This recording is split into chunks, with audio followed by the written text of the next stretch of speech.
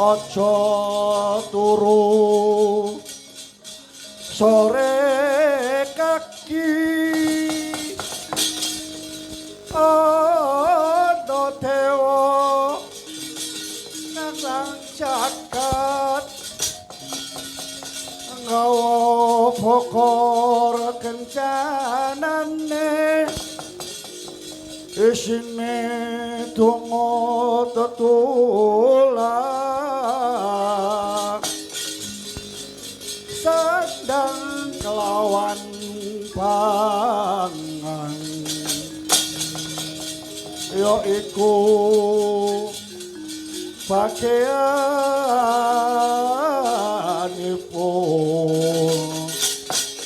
wong meleh sabar narimo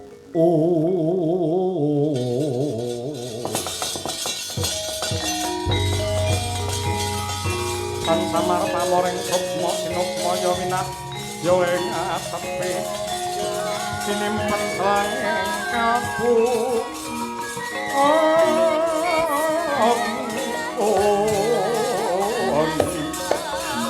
ambukaning warana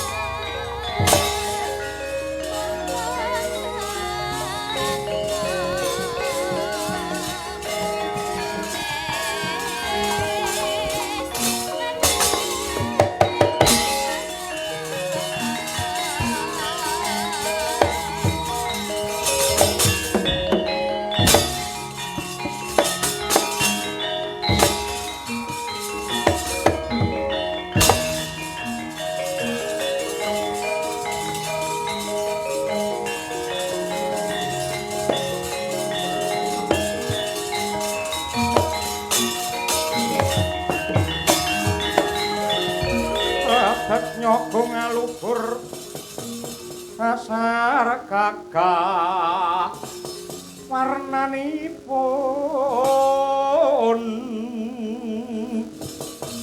Kanjeng Sri Narapati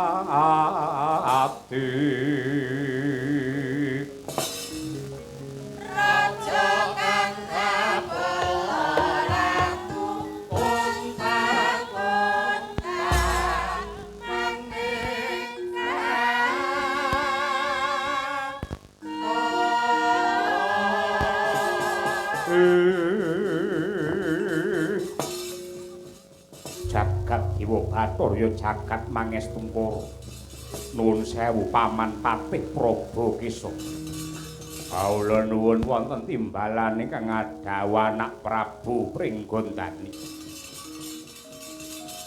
anakku sakloron Sasi Kirana klawan Suryakaca nun inggih cemadhong dawuh Rama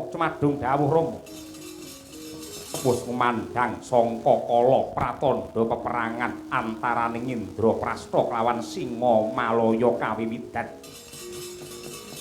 Dina iki wanci ingkang prayoga kanggo ngatonake dharma bekti lan pangorbanan jiwa raga ngreksa kawibawan lan kajayaning negara.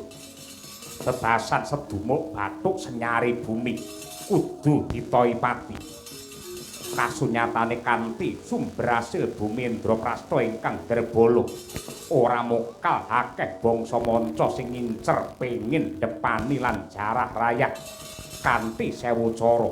Ana ingkang tanpa tedeng aling-aling uga ana ingkang laku dedemitan nggunakake karti sampeka ngrusak morale bangsa mecah marang kerukunane para kawula kanthi cara reka daya nyusupake budaya manca ingkang ora trep kelawan adat lan kapribadene wong Indraprastha lan Murhanana ripalungguhan iki Paman Arjuna aku ditetepake dadi senopati Megantara utawa senopati Akasa.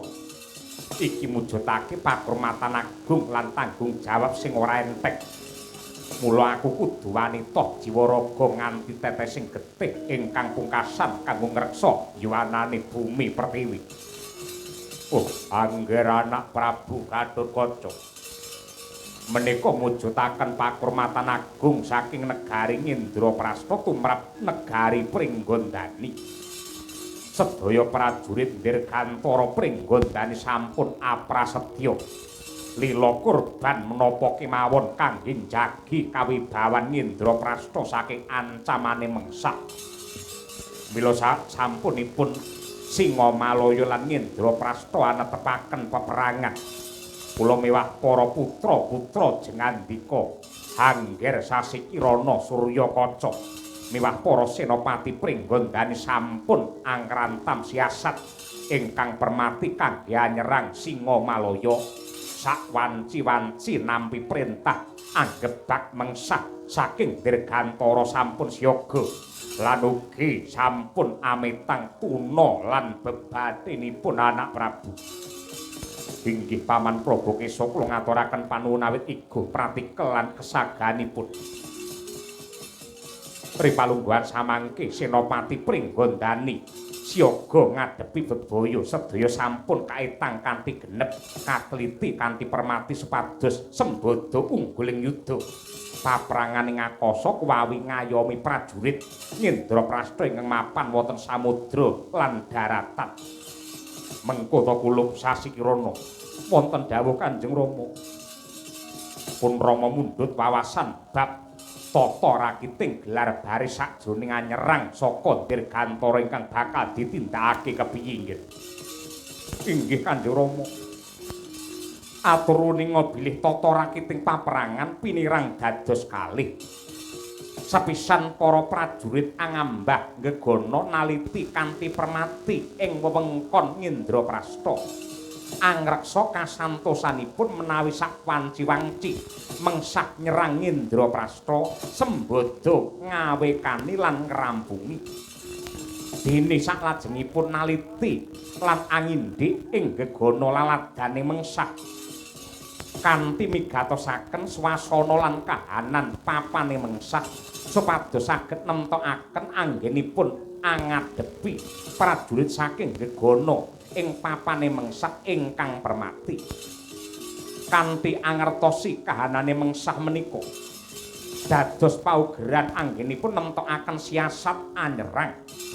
Saksampunipun sedaya pawartos saking telik sandi dipun kempalaken tata rakiting paperangan ingkang angka kalih lajeng dipun tindakaken ingkang angka 2 kepiye nenggih kanthi angitang lan animbang kasantosan lan piranti perang ingkang dipun darbeni dening Pringgondani.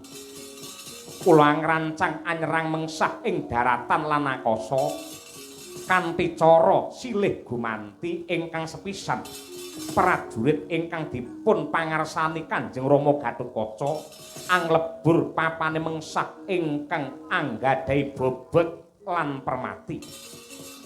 Pan kanthi pangajab kahanane mengsah dados ringkih karana pirantine paperangan sampun lebur. Dene saklajengipun gentos prajurit Pringgondani ingkang mapan wonten ing gegana nyirnakaken prajurit mengsah ingkang mapan wonten ing Dirgantara samudra lan daratan. kanthi cara menika ing pangajap sembada antuk kamenangan ing akasa supados saged ngayomi lampahipun prajurit samudra lan daratan ingkang dipun pandhegani dening Paman Antasena lan Wantaraja ingkang tumuju wonten ing Pulung Giling Wesi.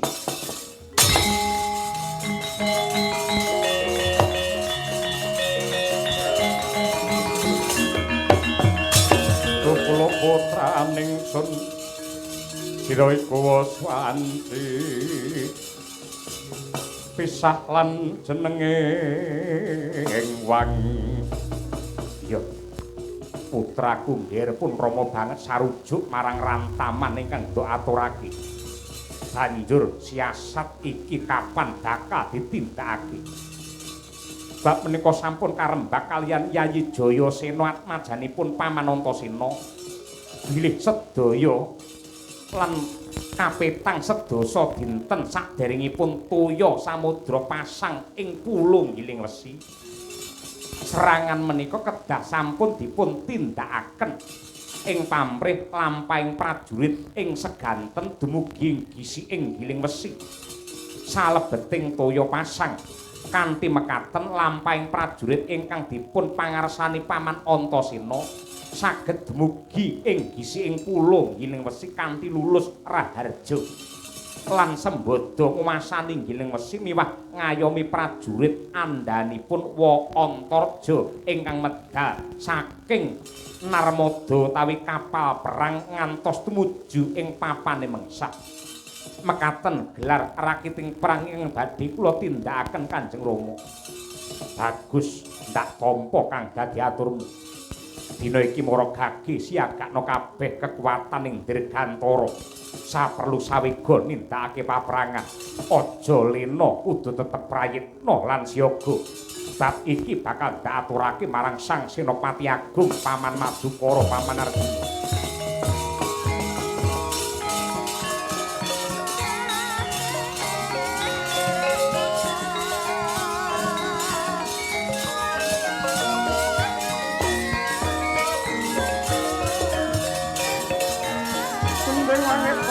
Katon leres ing kanging alit